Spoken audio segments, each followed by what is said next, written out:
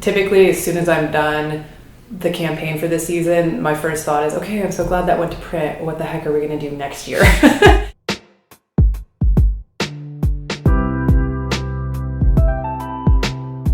do you make it new each year, each season, or each campaign while maintaining some sort of relationship to what you did before? That's almost a bigger challenge than, hey, start from scratch and do this all over again, right?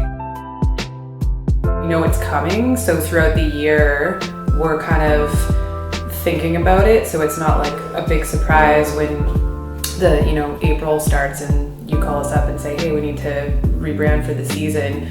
We've been kind of thinking and stewing on some ideas, and usually you guys have a few ideas to throw at us of where you want to see it go, but we've been kind of collecting research and thinking about it and looking at what other theaters are doing all year. Usually the way the process works is that we develop a couple different directions under the umbrella of the way we want to move.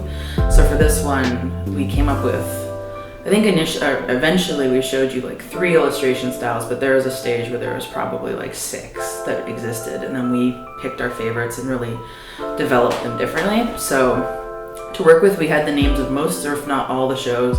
So we chose 1 or 2, and then we made an illustration of each of them. So there was one style that was very digitally painted, that was like a really tight, close cropping, almost a bit abstract.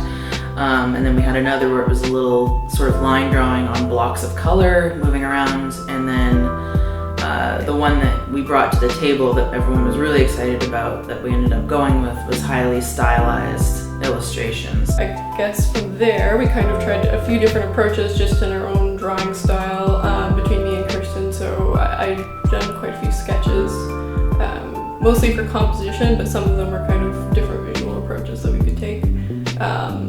Some more minimal, some more complicated or more detailed, and we kind of landed on something that was a bit more abstract.